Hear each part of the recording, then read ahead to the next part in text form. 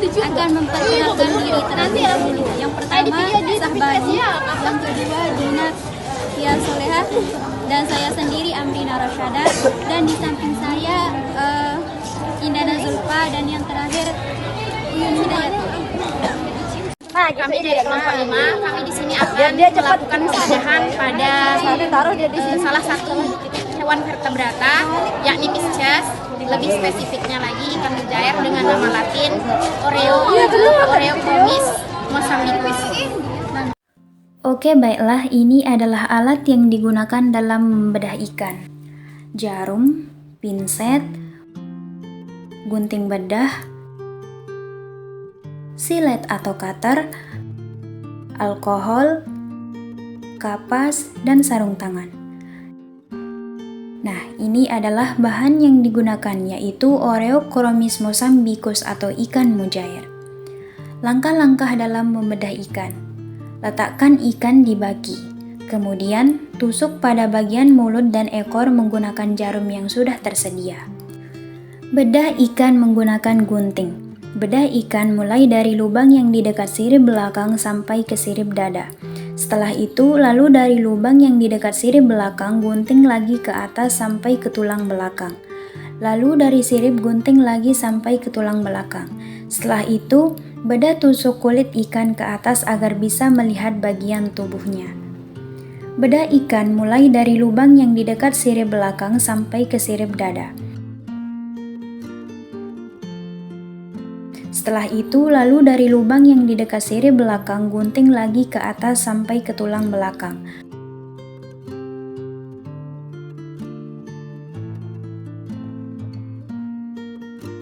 Lalu dari sirip dada, gunting lagi sampai ke tulang belakang.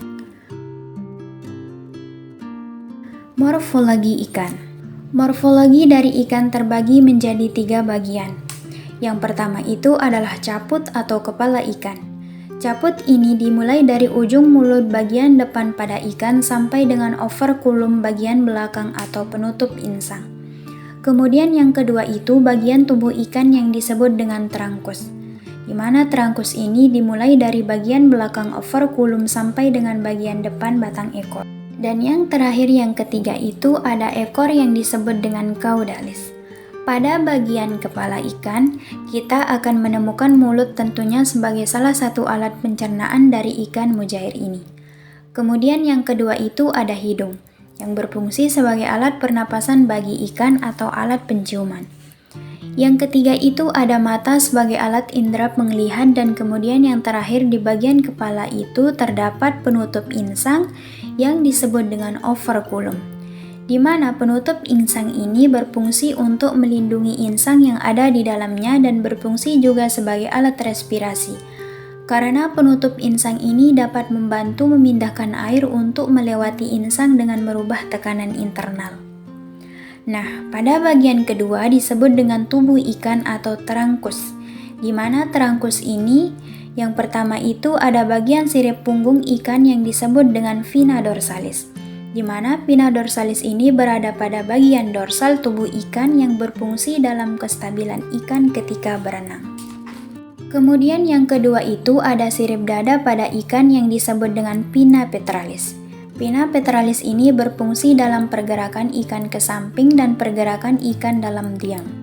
Kemudian di sini ada sirip perut atau yang disebut dengan sirip petralis. Sirip ventralis ini terdapat pada bagian posterior operculum. Tentunya berfungsi untuk menstabilkan ikan ketika berenang dan berfungsi juga menetapkan ikan pada kedalaman tertentu. Kemudian ada juga yang disebut dengan sirip anus atau pinna analis. Pinna analis ini terdapat pada posterior anal yang berfungsi sebagai pengemudi ikan agar ikan dapat bermanuver. Dan yang terakhir pada bagian badan di sini ada yang disebut dengan linea literalis. Linea literalis ini adalah titik tengah pada bagian tubuh ikan, di mana ini sangat berfungsi bagi ikan agar ikan mengetahui kedalaman air. Pada ekor itu terdapat sirip ekor atau sirip caudalis. Sirip ekor ini berfungsi dalam pergerakan ikan maju atau mundur, Sirip caudalis ini juga berfungsi sebagai alat kemudi utama agar ikan ini dapat berenang. Selanjutnya, kita akan membahas organ dan proses respirasi pada ikan. Insang adalah organ respirasi utama pada ikan, berbentuk lembaran-lembaran tipis berwarna merah muda dan selalu lembab. Insang ini berfungsi untuk mengekstrak oksigen yang larut di dalam air dan mengeluarkan karbon dioksida. Adapun proses respirasi pada ikan diawali pada saat ikan menarik napas. Pada saat ikan menarik napas, ikan akan membuka mulut dan menutup insang. Oksigen kemudian masuk melalui mulut menuju insang yang kemudian diserap oleh pembuluh darah pada insang. Saat katup insang terbuka, ikan akan mengeluarkan karbon dioksida dan air.